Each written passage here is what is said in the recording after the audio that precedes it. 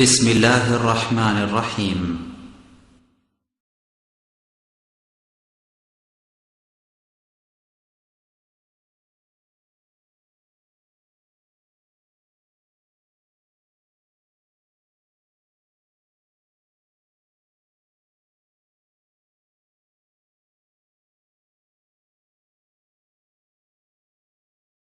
إن الحمد لله نحمده ونستعينه من يهده الله فلا مضل له ومن يضلل فلا هادي له وأشهد أن لا إله إلا الله وحده لا شريك له وأشهد أن محمدا عبده ورسوله أما بعد فإن خير الحديث كتاب الله وخير الهدى هدى محمد صلى الله عليه وسلم وشر الأمور محدثاتها وكل محدثة بدعة وكل بدعة ضلالة وكل ضلالة في النار.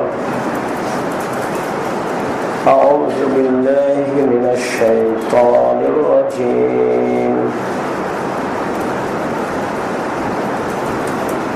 اذكر في الكتاب إبراهيم إنه كان صديقا نبيا يا أيها الذين آمنوا اتقوا الله وكونوا مع الصادقين. عن أبي هريرة رضي الله تعالى عنه قال قال رسول الله صلى الله عليه وسلم أكبر الكبائر الثلاثة الإشراك بالله وحقوق الوالدين وقول الزور. رواه البخاري ومسلم. عن أمامة باهلي رضي الله تعالى عنه قال قال رسول الله صلى الله عليه وسلم أنا زائم ببيت في وسط الجنة لمن ترك الكذب وإن كان مازح. رواه البيهقي بسند صحيح. সম্মানিত মসজিদের মুসল্লি, প্রশংসা আল্লাহর জন্য, শান্তি অবতীর্ণ হোক আল্লাহ রাসূলের উপর সাল্লাল্লাহু আলাইহি ওয়াসাল্লাম। আজ জুমার খুতবায় বক্তব্যের বিষয় সত্য মানুষকে সঠিক পথে নিয়ে যায়, মিথ্যা মানুষকে ধ্বংসের পথে নিয়ে যায়। সত্য গ্রহণ করুন, মিথ্যা পরিহার করুন, একান্ত জরুরি। এ ব্যাপারে আমরা এক গুরুত্বপূর্ণ তথ্যবহল বিবরণের চেষ্টা করব ইনশাআল্লাহুল আজিজ। সত্য একটি বড় জিনিস যা গ্রহণ করতেই হবে। মিথ্যা একটা ধ্বংসাত্মক ব্যাপার যা পরিহার করতেই হবে।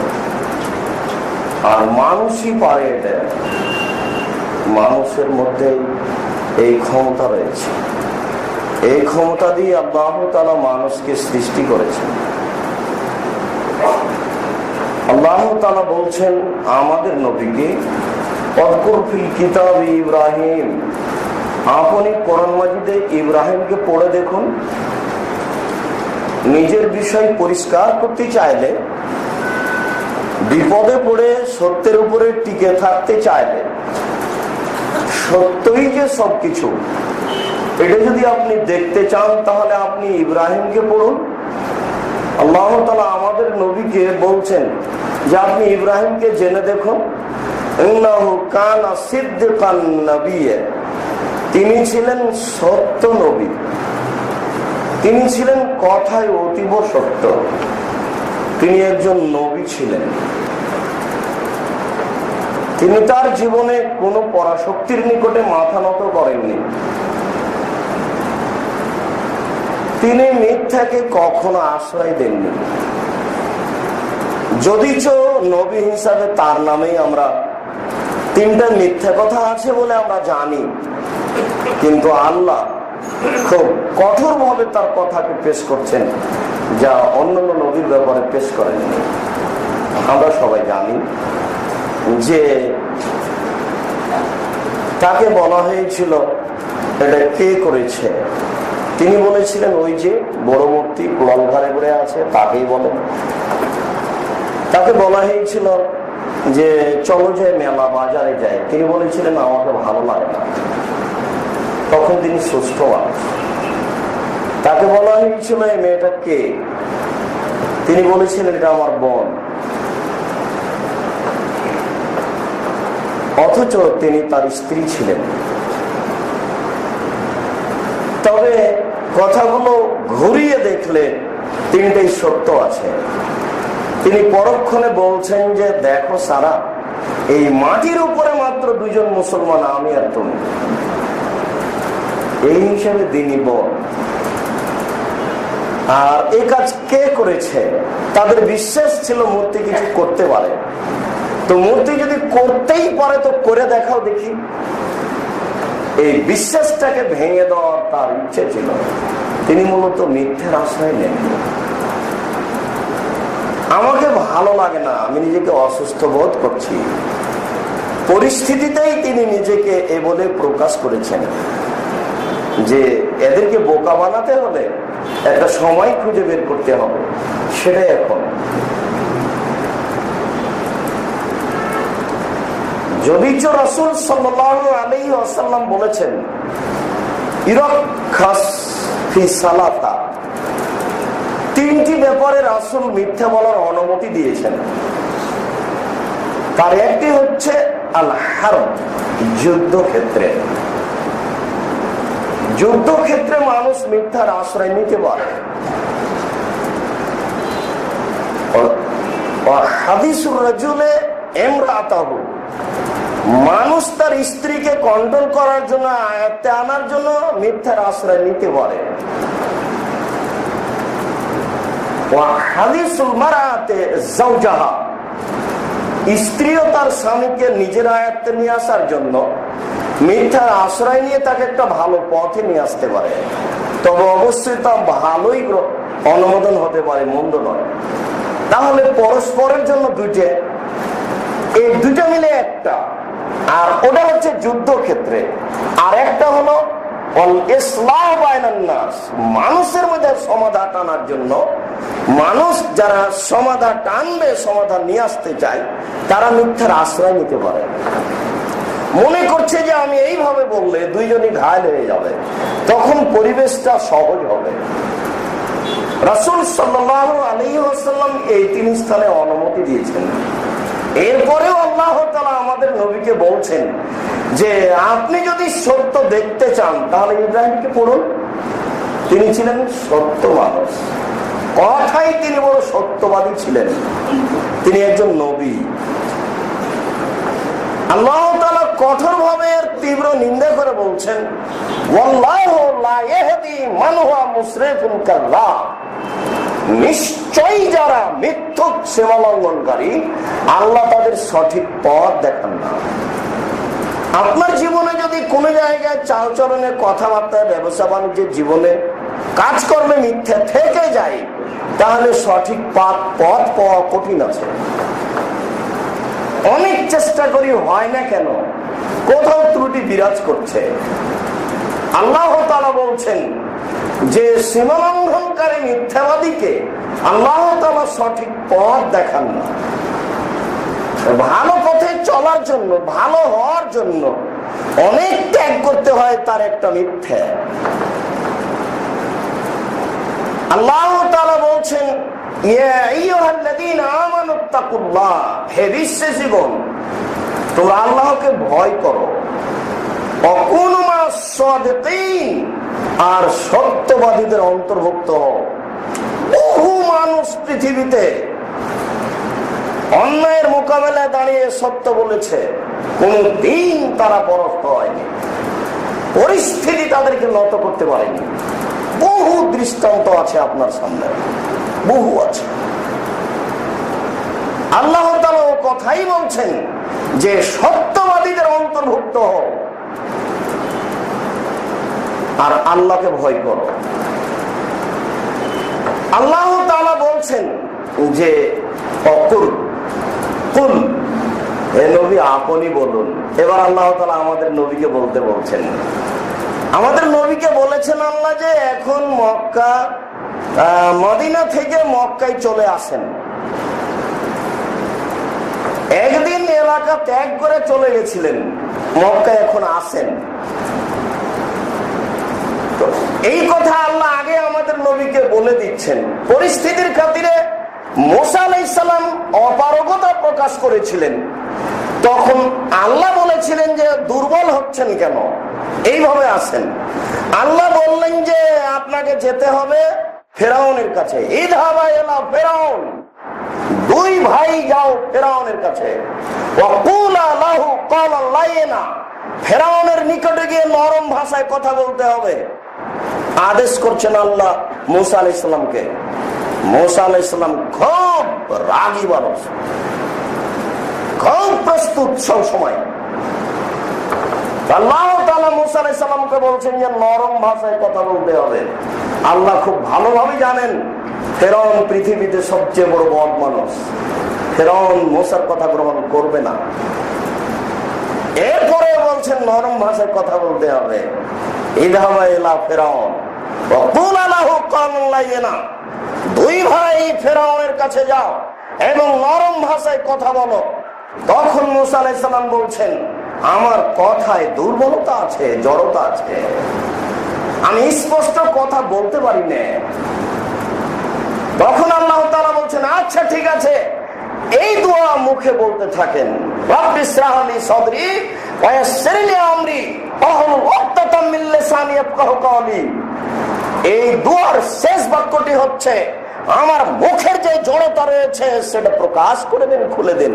কথা বলার সাথে সময় যেন একেবারে স্পষ্ট করে বলতে পারি, কোনো জড়তা না আছে। স্পষ্ট কথার ভিন্ন মূল্যায়ন আছে। আরো একটা কথা আল্লাহ বলে দিলেন, আমাকে ডাকতে কোনো সময় অলসতা করবে না। আমি বললাম যেতে, এরপরেও যে আমি সব সময় দেখবো এই কথা নয়। আমি সব সময় দেখবো এটা যদি চাও তাহলে সব সময় আমাকে বলতে হবে আল্লাহ তুমি আমাকে মাফ করো, তুমি ক্ষমা করো, সুবহানাল্লাহ, আলহামদুলিল্লাহ, আল্লাহু আকবার, সব সময় বলতে হবে। একটু নিজ বিষয় না যেন। আমাকে ডাকতে অলসতা করলে কাজ হবে না, সবসময় আমাকে ডাকতে হবে। এরপরে ও কি বলে তা আমি দেখবো, ও কি করে তা আমি দেখবো। কথা বললেন যে ও কি বলে তা আমি শুনবো, ও কি করে তা আমি দেখবো, তবে আমাকে ডাকতে ভুলো না। আল্লাহর নবী আমাদের নবীকে, আল্লাহ তাআলা আমাদের নবীকে বলে দিচ্ছেন যে আচ্ছা ঠিক আছে, আমি যা বলছি তা বলেন। এবার মক্কার মাটিতে ঢোকে বলতে হবে রব্বি, হে আমার প্রতিপালক, আদখিলনি মুদখালা সিদক, আমি মক্কার মাটিতে প্রথমে আবার প্রবেশ করছি, তুমি আমাকে সত্য সহকারে প্রবেশ করাও। কেউ যেন আমার উপরে কেউ মিথ্যা আরোপ করতে না পারে। আখরিজনি মুখরাজা সিদক, আমি যে এখন মদিনা থেকে যাচ্ছি সারা মদিনার মানুষকে বলতে হবে যে আমি সত্যবাদী। তুমি আমাকে যে এলাকা থেকে বের করছো সেই এলাকাতে এটা প্রচার হতে হবে যে আমি সত্যবাদী, সত্য সহকারে আমাকে বের করো। ওয়াজআলনি মিন লাদুনকা সুলতানান নাসিরা, আর তুমি তোমার পক্ষ থেকে আমার উপরে একটা শক্তিশালী সহযোগিতা করো। আবুল আলা মওদুদী রাহিমাহুল্লাহ বলছেন যে ওয়াজআলনি মিন লাদুনকা সুলতানান নাসিরা, হে আল্লাহ তুমি আমাকে একটা ক্ষমতাশীল রাষ্ট্র প্রদান করো।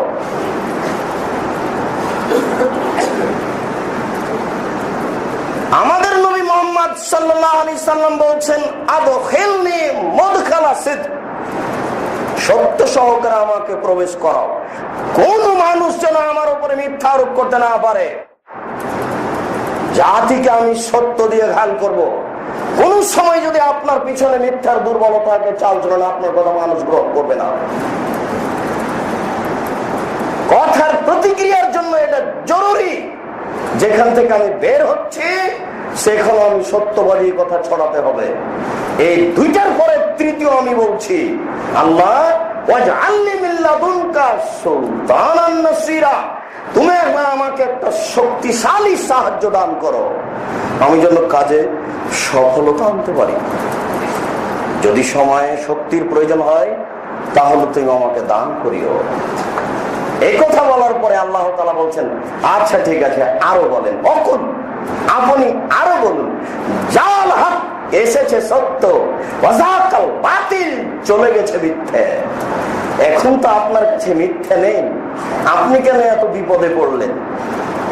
আমি বা এত বিপদে পড়লাম কেন?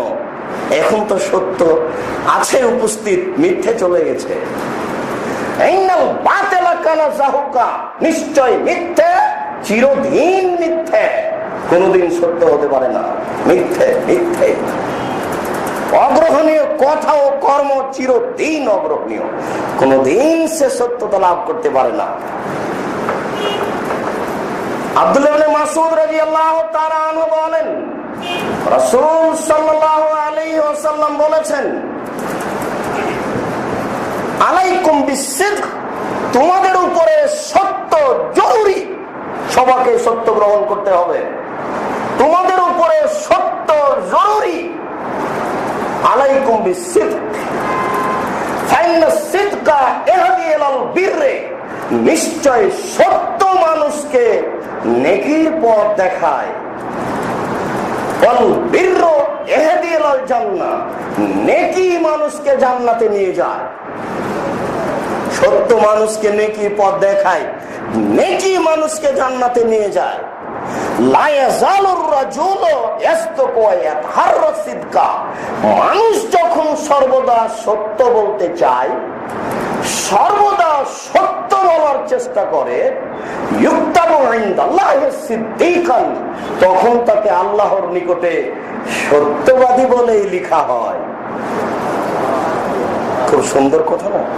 কিভাবে সিরিয়াল আল্লাহ রাসূল বলছেন। এই পর্যন্ত আল্লাহ রাসূল এইদিকে বলার পরে পরের লাইনে বলছেন, ওয়া ইয়াকুমুল কিযবা, মিথ্যা থেকে বেঁচে থাকো।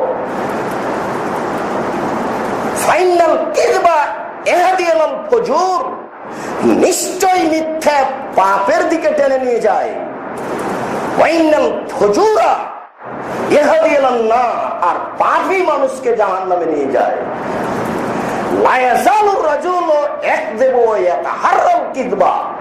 মানুষ সর্বদা মিথ্যা বলে, মিথ্যা বলার চেষ্টা করে, তখন আল্লাহর নিকটে তাকে মিথ্যাবাদী বলেই লেখা হয়। মুসলিম। একটি হাদিস তো জাতির জন্য যথেষ্ট, দুই সাইডে পূর্ণ। যে কোনো স্থানে আপনার জীবনে অনেক সমস্যা আসবে, আপনি তো ছোট কথা তো মিথ্যা বলেন। এখন তো মানুষ সামান্য এই যে মিথ্যার আশ্রয় নিলেন, চুলিও হবে না, ফাঁসিও হবে না। একটা সামান্য ব্যাপার, 2 টাকার ব্যাপার আছে, একটু হতো বা কেউ গালি দিতে পারে, নিন্দা করতে পারে, এত তাড়াতাড়ি মাথা নত করলেন কেন? আবু বকর সিদ্দিক রাদিয়াল্লাহু তাআলা আনহু বলেন, রাসূল সাল্লাল্লাহু আলাইহি ওয়াসাল্লাম বলেছেন, আলাইকুম বিসিদক ফাইন্নাহু মাল বিররি, তোমরা সত্য বলো, সত্য জরুরি, সত্য নেকির সাথে থাকে। ওয়াকিলাহুমা ফিল জান্নাহ, সত্য যাবে জান্নাতে, সত্যবাদীও যাবে জান্নাতে। মানে সত্য কথা বলে যারা জান্নাতে যাবে তারা। রাসূল সাল্লাল্লাহু আলাইহি ওয়াসাল্লাম বললেন, ইয়াকুমুল কিযব ফাইন্নাহু মাল ফুজুর, তোমরা মিথ্যা থেকে বেঁচে থাকো, মিথ্যা পাপের সাথে থাকে। ওয়াকিলাহুমা ফিন্নার, মিথ্যুকও যাবে জাহান্নামে, মিথ্যাও যাবে জাহান্নামে। এমন কথা গ্রহণ করে যারা, তারা জাহান্নামে যাবে। যারা মিথ্যার আশ্রয় নেই, জাহান্নামে তো যাবে, যা তার পূর্ব পর্যন্ত তার একটা বাস্তব অবস্থা ওই হাদিস মাঝে মধ্যেই চলে আসে। মনে আছে কি? বললে ধরা পড়বে যে হ্যাঁ, বহুদিন এই কথা শুনেছি ও জানি। ওই যে আল্লাহ রাসূলকে দুইজন নিয়ে যাচ্ছিলেন ধরে, দেখলেন একটা লোকের মুখের দুই দিক ফেড়ে ফেলা হচ্ছে লোহার বাঁকা লাঠি দিয়ে। বহুক্ষণ পরে আল্লাহ রাসূল বললেন, আখবিরনি বিমা রাআইতু, এই যাবৎ যা দেখলাম আমাকে বলে দিন এগুলো কি। তারা দুইজন বললেন, আচ্ছা ঠিক আছে, সব বলে দিচ্ছি। ওই যে প্রথমে দেখলেন যার মুখের দুই দিককে ফেড়ে ফেলা হচ্ছে, ও ছিল মিথ্যু, মিথ্যা কথা বলতো। বিচারের দিন পর্যন্ত তার সাথে এই আচরণ করা হবে। তাহলে মরার পরে এটা শুরু হচ্ছে। কেউ তো জানে না মরার পরে কি ঘটছে। আপনাকে ক্যাসেটে কবরের শাস্তি দেখানো হয়েছে, এটা রূপক কথা। কবরের শাস্তি মানুষ শুনতেই পারে না, দেখতে পারে কি করে? কবরের শাস্তি মানুষ ধরতে পারে কি করে? কবরের শাস্তি মানুষ শুনতেই পারে না, দেখতে পারে কি করে? আল্লাহর নবী বলছেন যে তোমরা মানুষকে কবরেই রাখবে না। বিষয়টি যদি এমন না হতো তাহলে আমি আল্লাহর কাছে দোয়া করে আমি তোমাদেরকে কবরের শাস্তি শুনিয়ে দিতাম, কিন্তু এই কাজ তোমাদের অনুকূলে আসবে না। এই জন্য তোমাদেরকে শোনানোর ব্যাপারে আমি আল্লাহর কাছে বললাম না। তো মানুষ কবরের শাস্তি শুনতেই পারে না, মরার সাথে সাথে এটা শুরু হবে, মুখের দুই দিককে ফেড়ে ফেলা হবে। হাদিস তো বুখারী মুসলিমের, আপনার কাছে বিচার কি আছে? এর হিসাব নেই। রাসূল যা বলেছেন এটাই কথা।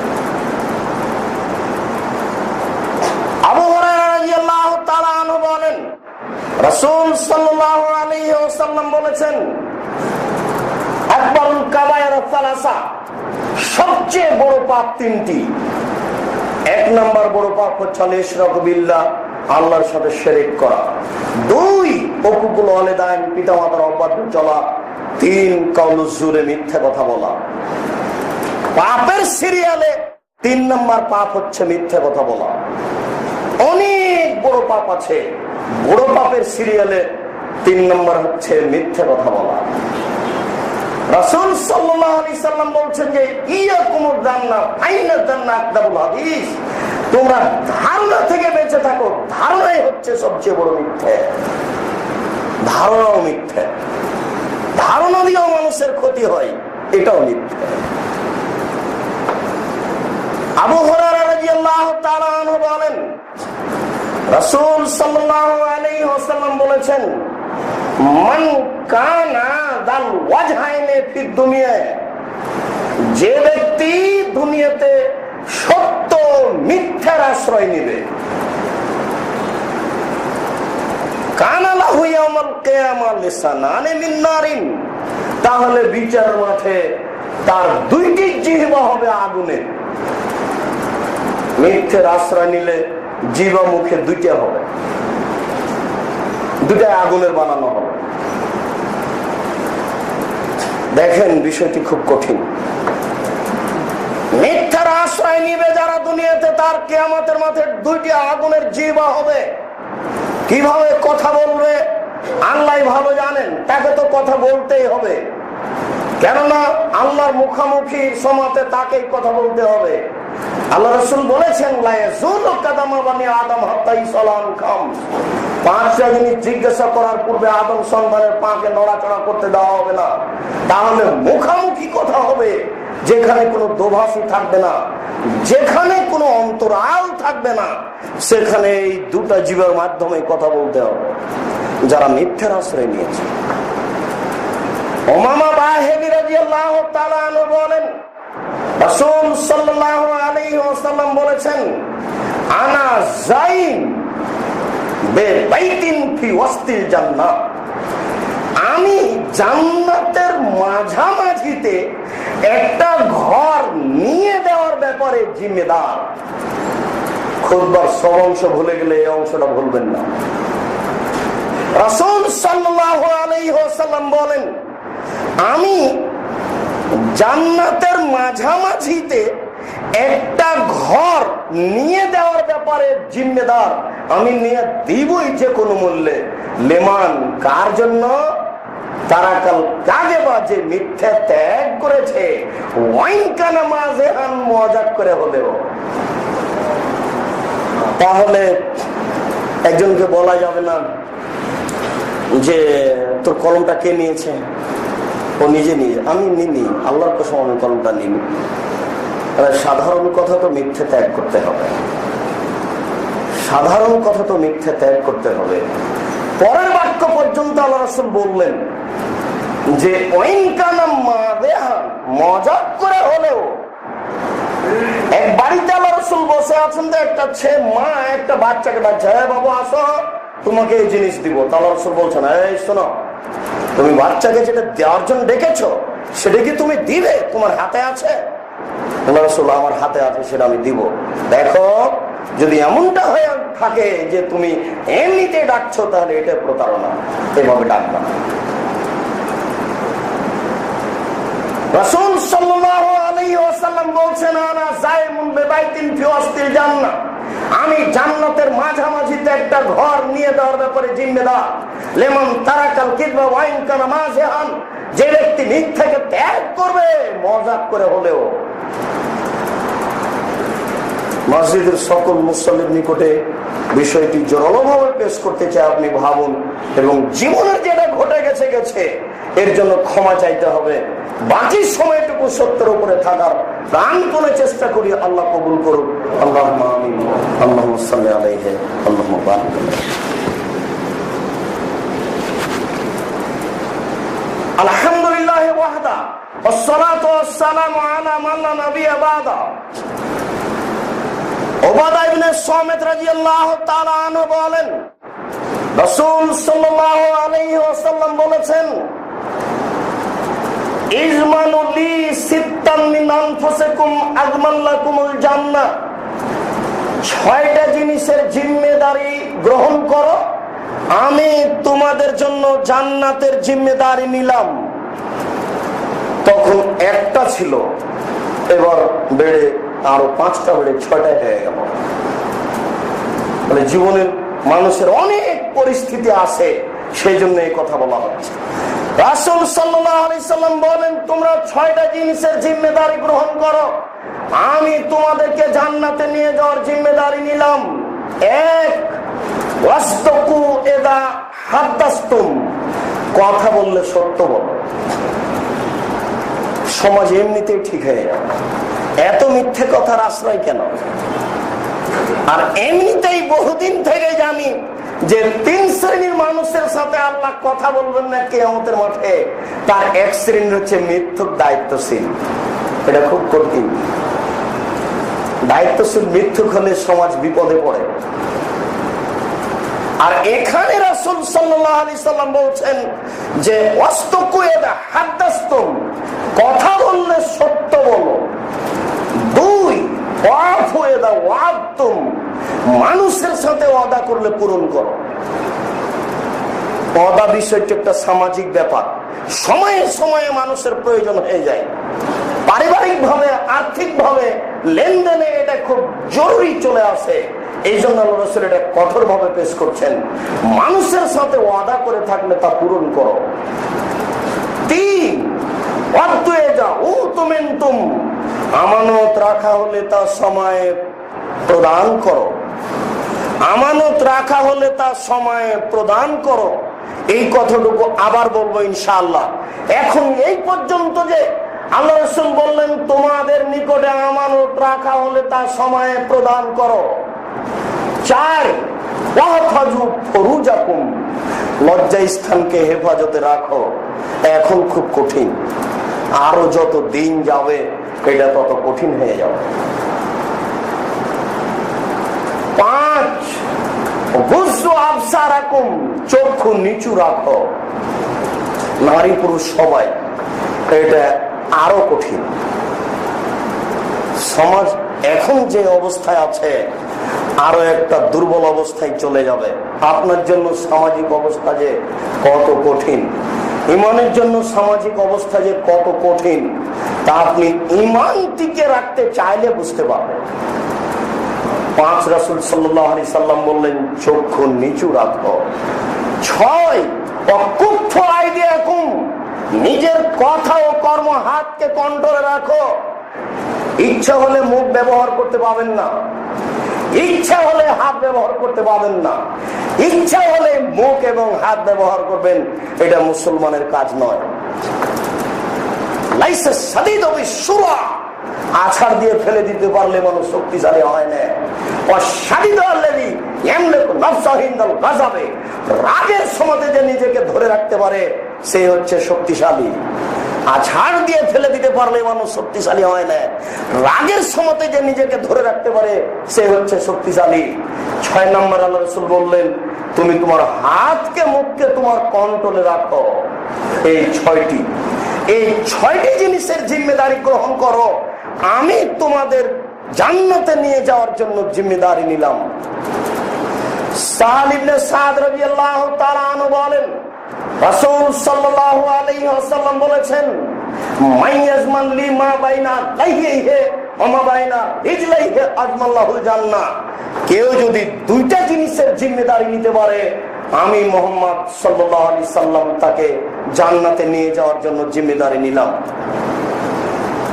এক, মুখের ভিতরে যেটা আছে সেটার জিম্মেদারি নিতে হবে, এটা দিয়ে মিথ্যার আশ্রয় নেওয়া যাবে না। মুখের ভিতরে যেটা আছে সেটা দিয়ে মিথ্যার আশ্রয় নেওয়া যাবে না, এটা দিয়ে কাজ হয় সত্য আর মিথ্যার জিহ্বা দিয়ে। কেউ যদি এই জিহ্বা দিয়ে মিথ্যা না বলে আর যদি জেনায় লিপ্ত না হয়, আমি তাকে জান্নাতে নিয়ে যাব, তার জিম্মেদারি নিলাম। 1 নম্বরে ছিল একটাই, মিথ্যা ত্যাগ করা। 2 নম্বরে বললাম 6টে, আর 3 নম্বর হাদিস পেশ করে বললাম 2টে। সম্মানিত মসজিদের মুসল্লি, মিথ্যা আপনাকে ত্যাগ করতেই হবে যে কোনো মূল্যে।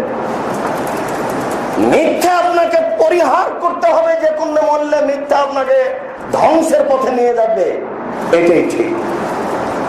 উমামা বাহিরি রাদিয়াল্লাহু তাআলা আনহু বলেন, রাসূল সাল্লাল্লাহু আলাইহি ওয়াসাল্লাম বলেছেন, আরবাউন মান কানা ফিকা মান কুননা ফিকা ফালা আলাইকা মা ফাতাকা মিনাদ দুনিয়া। 4টে জিনিস যদি তোমার মাঝে থাকে, সারা দুনিয়া চলে যাক না কেন আসে যায় না। শুধু খালি তোমার 4টে জিনিসের প্রয়োজন আছে, আর দুনিয়ার কিছু লাগবে না। এই 4টা থাকলেই আপনার সবকিছু আছে পৃথিবীর। এই 4টেই পৃথিবীর সবকিছুর চেয়ে দামি। আল্লাহ রাসূল বলছেন, তোমাদের মাঝে যার 4টে জিনিস হবে, তার পৃথিবীর সব চলে গেলেও আসে যায় না। 1, হিফজ আমানাতিন, আমানতের রক্ষা। আমানত কথাটি আবার বলবো ইনশাআল্লাহ। এখন শুধু এতটুক যে আমানতের রক্ষা। 2, সিদক হাদিসিন, সত্য কথা। যদি আমানতের রক্ষা থাকে, সফলতা হবেই, দুনিয়া না থাক। যদি কথা সত্য থাকে, দুনিয়া না থাক, পরকাল হবেই সত্য গ্রহণ করতে পারলে। 3, হুসনু খালিকাতিন, ভালো চরিত্র হলে পরকাল হবেই, দুনিয়া না থাক। ভালো চরিত্রের বড় দাম আছে, ভালো চরিত্রের বড় দাম আছে। রাসূল সাল্লাল্লাহু আলাইহি সাল্লাম বলছেন, ইন্নাল মুমিন ইদরুকু বিহুসনি খুলুকিহি দারাজাতা সাইমিল নাহারে ওয়া কায়েমিল লাইলে। ভালো চরিত্র দিয়ে সারা রাত তাহাজ্জুদ পড়লে জানে কি হয় তাই পাওয়া যায়। ভালো চরিত্র দিয়ে প্রতিদিন রোজা সিয়াম পালন করলে যা পাওয়া যায় তাই হয়। এই জন্য আল্লাহ রাসূল বলছেন, হুসনু খালিকাতিন, যদি সুন্দর চরিত্র হয় তোমার দুনিয়ার প্রয়োজন নেই, এটা দিয়ে তোমার সব হবে। 4, ইফাতুন ফি তাওমাতিন, বৈধ রুজি থাকলে এটা আপনার জন্য খুব কঠিন হয়ে গেল। ব্যবসা বাণিজ্য টিকবে কি? একে অপরকে জিজ্ঞাসা করে দেখুন। রুজির পিছনে এইভাবে দৌড়াতে হবে কি? ভুল হচ্ছে। রুজি আপনি উপার্জন করুন বৈধ পন্থায়, রুজি উপার্জন করাই ভালো। বেশি টাকারই প্রয়োজন রয়েছে ইসলামে। বহুদিন আমরা অবগত হয়েছি যে বেশি টাকার প্রয়োজন আছে।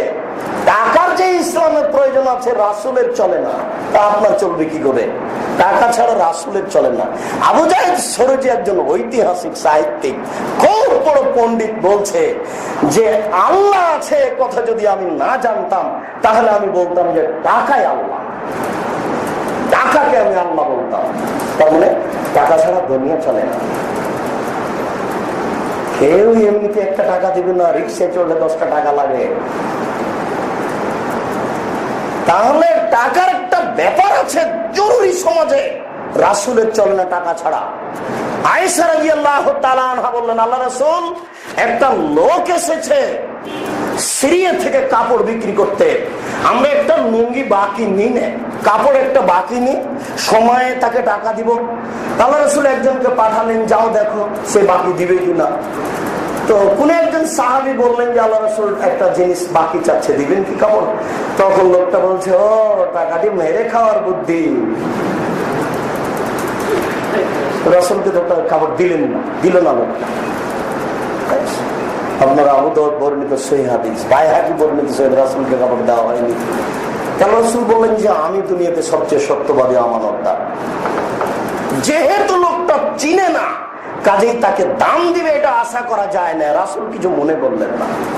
তাহলে রাসূল একটা কাপড় সংগ্রহ করতে পারলেন না টাকা ছাড়া। টাকা খুব প্রয়োজনীয় ব্যাপার।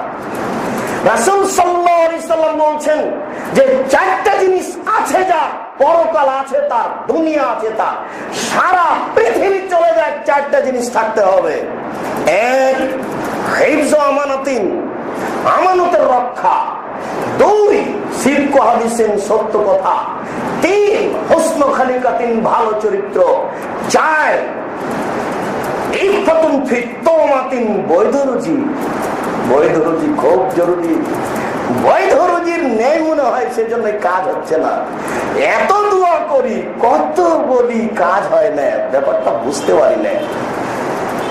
মোহাম্মদপুর জামি মসজিদে খুতবা শুনি, মসজিদে শোনার পরে মনটা পরিবর্তন হয়, বের হওয়ার পরে পরিবর্তন হয়ে যাচ্ছে। ঘটনা কি? মাঝে মধ্যে বলছি রহস্য কোথায় আছে বুঝতে পারি না।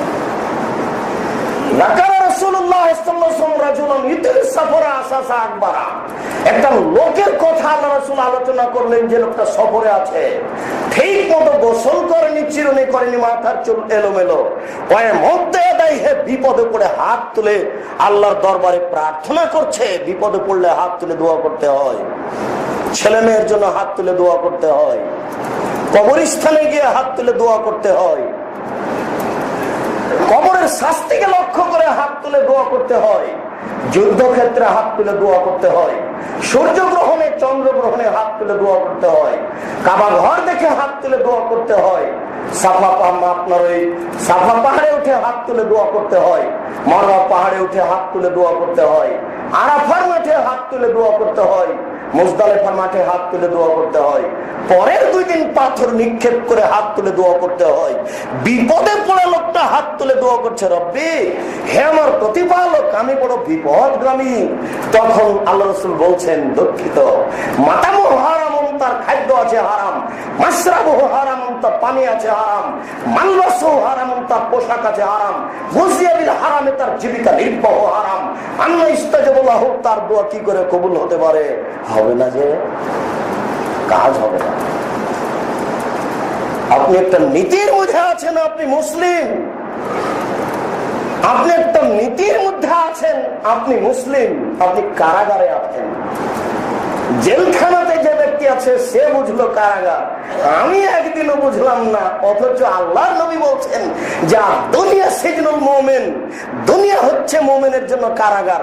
কই একটুকু তো বুঝতে পারি না, বুঝা যায় না কিভাবে কারাগার, বুঝতে পারেননি? সকালে দাড়ি চাচিয়েন না, তাহলে বুঝা যাবে কারাগার। এখনো টাকানোর নিচে প্যান্ট আছে, কি করে বুঝেন আপনি কারাগার? আজও বাড়িতে ছবি আছে, কি করে বুঝবেন আপনি কারাগার? আপনার ছেলের 2 কানে লাগানো আছে আপনার ওই ইন্ডিয়ার গানের আপনার ওই ইয়ারফোন, কি করে বুঝবেন আপনি কারাগার? আজও মেয়ে লগ্ন হয়ে কলেজে যায়, কি করে বুঝবেন আপনি কারাগার? আজও ইচ্ছে মতো ব্যবসা চলছে, কি করে বুঝবেন আপনি কারাগার? কারাগার আপনি বুঝবেন কি করে? কোন পদক্ষেপ রাখতে পারে না মানুষ দুনিয়াতে ব্যক্তিগত স্বাধীনতায় একজন মানুষের কথার উপরে জীবিকা নির্বাহ হবে, তার নাম মুহাম্মদ সাল্লাল্লাহু আলাইহি সাল্লাম। পৃথিবীর কোন মানুষের কথার স্বাধীনতা নেই, শুধুমাত্র তারই কথার স্বাধীনতা আছে। তার কথারই করে আমাকে নত হতে হবে। কোন দিন তাকে উপেক্ষা করে সফলতা অর্জন করা যায় না। তাকে উপেক্ষা করে চলার নাম ঈমান নয়। আবু হুরায়রা রাদিয়াল্লাহু তাআলা আনহু বলেন, রাসূল সাল্লাল্লাহু আলাইহি ওয়াসাল্লাম বলেছেন, বিররুল ওয়ালিদাইন ইয়াজিদু ফিল উমরে। পিতামাতাকে ভালোবাসলে বয়স বেশি হয়। পিতামাতাকে ভালোবাসলে অল্প বয়সে বেশি নেকি হয়ে যায়। পিতামাতাকে ভালোবাসলে বয়স বেশি হয়। মিথ্যা মানুষের রুজিকে কমিয়ে দেয়। মিথ্যা কথায় ব্যবসা করে দিন দিন ধনী হয়ে গেলাম, আর আব্দুর রাজ্জাক সাহেব বলছেন যে মিথ্যা মানুষের রুজিকে কমিয়ে দেয়। উল্টা দেখছি। আপনি শান্তি পান না কেন? কই আপনার টাকা কাজে লাগে না কেন?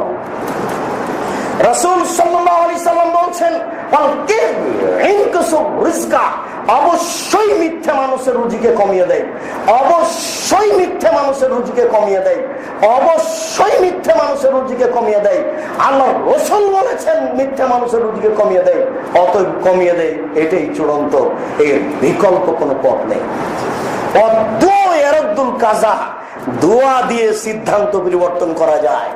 আল্লাহ বলছেন, এই লোকটার রুজি আমি তুলে নিলাম, আপনি আজকে লেগে যান, আল্লাহ আমার ভুলে যে তুমি আমার পরিবর্তন ঘটাও। ইনশাআল্লাহ দোয়া দিয়ে সিদ্ধান্ত পরিবর্তন করা যায়।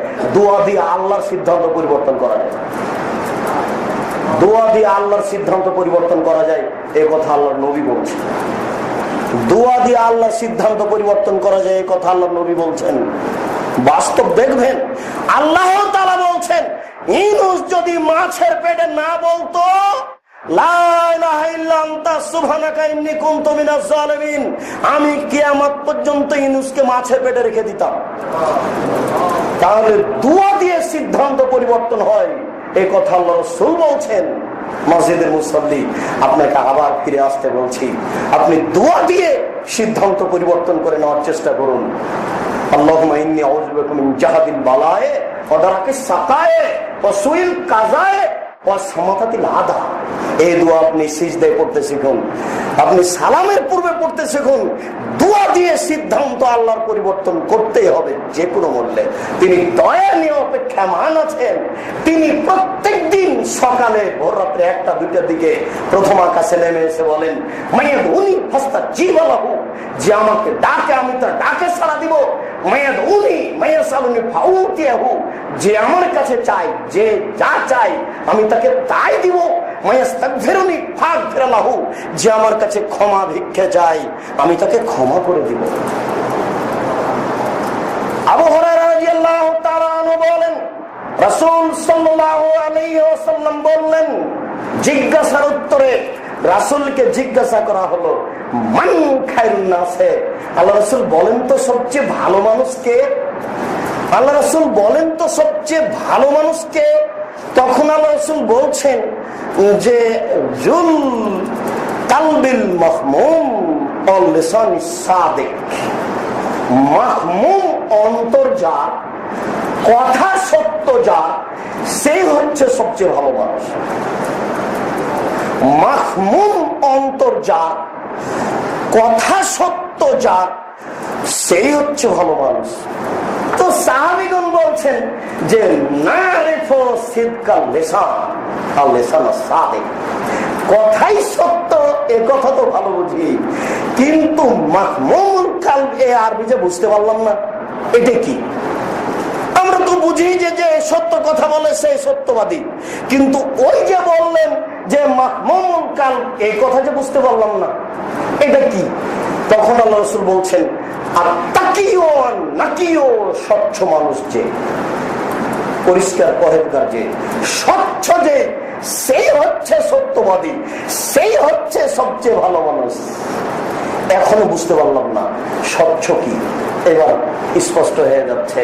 স্বচ্ছকে এক লাইস মাফিয়ে যার ভিতরে পাপ নেই। আব্দুল রাজ্জাক সাহেব, এটা কঠিন হয়ে গেল, পাপ তো মানুষই করে। জি, পাপ হওয়ার সাথে সাথে ফিরে আসতে হবে। নাউজুবিল্লাহ, ছি ছি ছি, কথাটা বলা হয়ে গেল। অশ্লীল কাজে জড়িয়ে গেলাম, এমন কিছু ছিল না, ইচ্ছে আল্লাহ তুমি মাফ করো, ভুল হয়ে গেছে আমার। তাহলে আপনার ভিতরে পাপ নাই এটা ধরে নেওয়া হবে। স্বচ্ছ মানুষকে এবার স্বচ্ছ বোঝানো হচ্ছে, সত্যবাদীকে তা বোঝানো হচ্ছে। স্বচ্ছকে, স্বচ্ছ মানুষই হচ্ছে সবচেয়ে ভালো মানুষের মধ্যে। তো স্বচ্ছ হওয়া যায় কিভাবে? আল্লাহ রাসূল 4টা জিনিস বলেছেন, এই কথাও মনে রাখতে হবে, খুতবার অন্য অংশ ভুলে গেলেও। তার 1 নম্বর হচ্ছে লাইস মাফিয়ে, যার ভিতরে পাপ নেই সেই স্বচ্ছ। তো পাপ তো মানুষই করে, বুঝলাম না কথা। পাপ হওয়ার সাথে সাথে ফিরে আসতে হবে, এই মানুষই হচ্ছে স্বচ্ছ। 2, ওয়ালা বাগিয়ে, সীমা লঙ্ঘন নেই যার ভিতরে। বড় সীমা লঙ্ঘন, গরিব মানুষটার জমি দখল করে নিলেন, টাকা আছে সেই জন্য দখল করে নিতে হবে। ছোট সীমা লঙ্ঘন, মরিচ কিনতে গেছেন বাজারে, দাড়ি পাল্লা হয়ে গেছে, একটা মরিচ আপনার হাতে আছে, কোন দিকে রাখবেন? আপনার পাল্লার দিকে না ও ডালিতে রাখবেন? এটা ছোট সীমা লঙ্ঘন, এটাও সীমা লঙ্ঘন। ও গরিব মানুষ, আপনার একটা মরিচ সহ্য হয় না, তার হয় কি করে? আপনার অন্তরটা কেন এভাবে চাইলো যে এই করলাটা আমার দিকে আসো? কেন আপনার অন্তর চাইলো যে মরিচটা আমার দিকে আসো? ও তো 500 টাকা দিয়ে মাত্র মরিচ নিয়ে এসে বিক্রি করছে, গরিব মানুষ। এটা হচ্ছে কেন? রাসূল সাল্লাল্লাহু আলাইহি সাল্লাম বলেন, ওয়ালা বাগিয়ে, সীমা লঙ্ঘন নেই যার ভিতরে। অনেক সমাজে সীমা লঙ্ঘন আছে, যেখানে সেখানে। এখনই সকাল থেকে আপনার কয়েকবার হয়ে গেছে সীমা লঙ্ঘন। রিকশাওয়ালার সাথে হয়েছে, ছেলে মেয়ে আহাল পরিবারের সাথে হয়েছে। এত সীমা লঙ্ঘন কেন? 2, ওয়ালা গিল্লা, ওয়ালা হাসাদা, হিংসা নাই যার ভিতরে। হিংসা নেই যার ভিতরে। পরিস্থিতি এত কঠিন, পরিস্থিতি এত কঠিন, পরিস্থিতি এত কঠিন যে আপনার ভিতরে শুধু খালি হিংসা জমাচ্ছে আর জমাচ্ছে। ব্যবসা বাণিজ্য হিংসা নিয়ে আসছে, এইসব সামাজিক যে কর্মতৎপরতা আছে হিংসা নিয়ে আসছে। একটা আপনি পদে চাকরি নেবেন, সেটা হিংসা নিয়ে আসছে।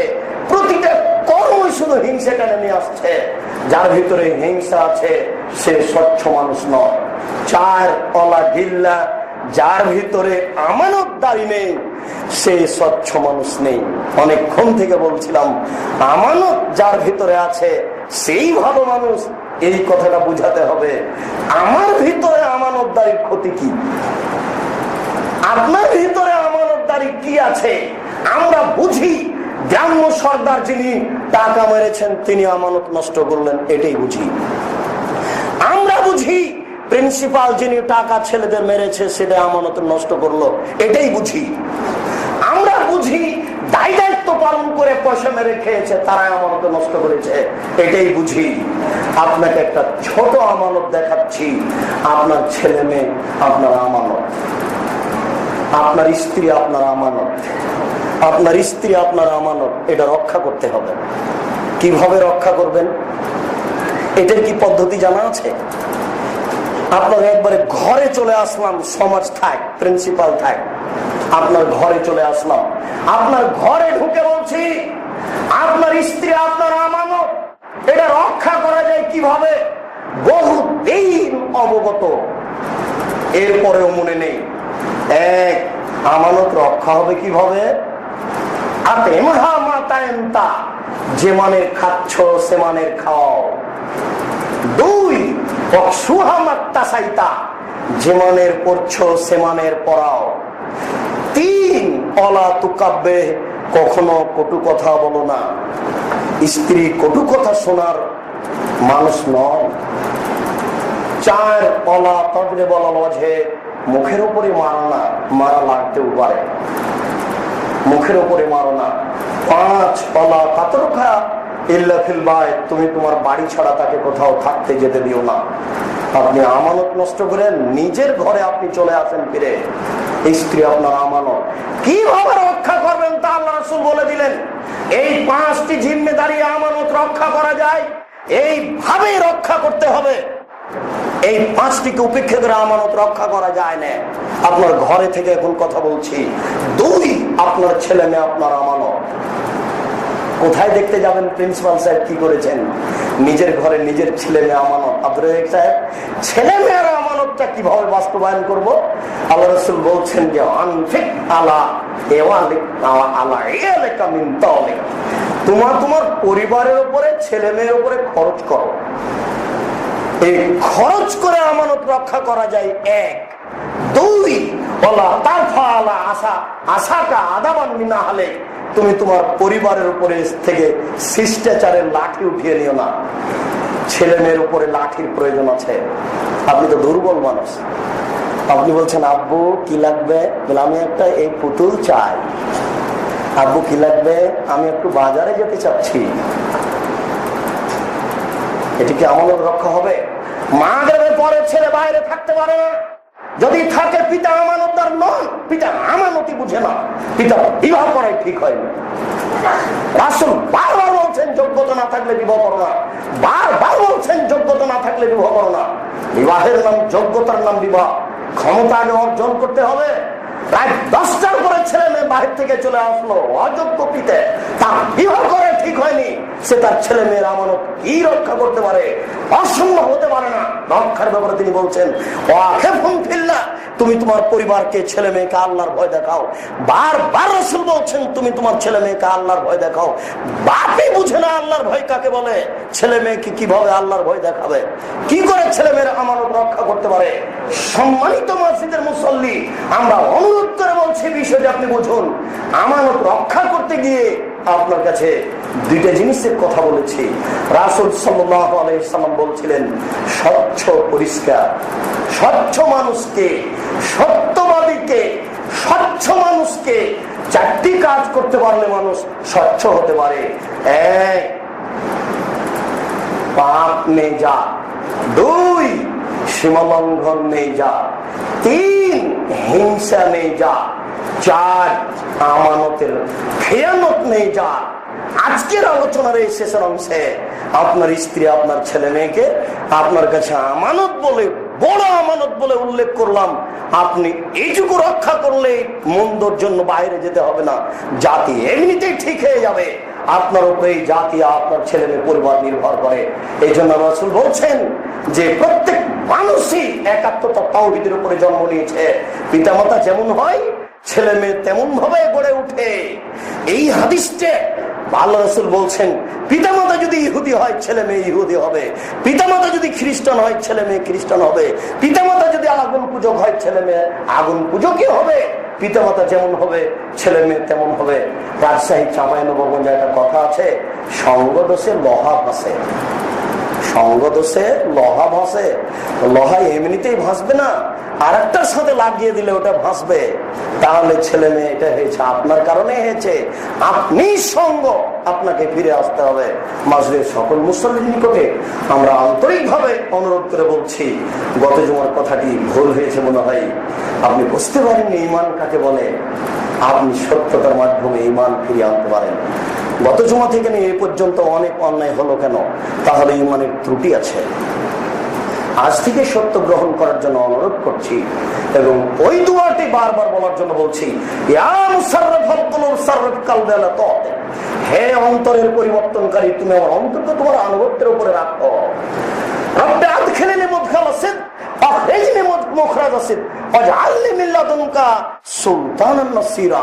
আপনি যখন তখন বলার চেষ্টা করুন, ইনশাআল্লাহ আল্লাহ দয়া নিয়ে অপেক্ষামান রয়েছেন, ক্ষমা নিয়ে অপেক্ষামান রয়েছেন।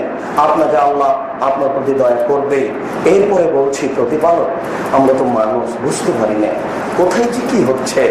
আমরা তো এটা চাইনি, এত অন্যায় করব, ছেলে মেয়ে অন্যায় করবে, এটা তো চাইনি। বুঝতে পারলাম না কিভাবে এমনটা হয়ে গেল। তুমি বড় দয়াবান, তুমি বড় রহমান, তুমি বড় ক্ষমাবান।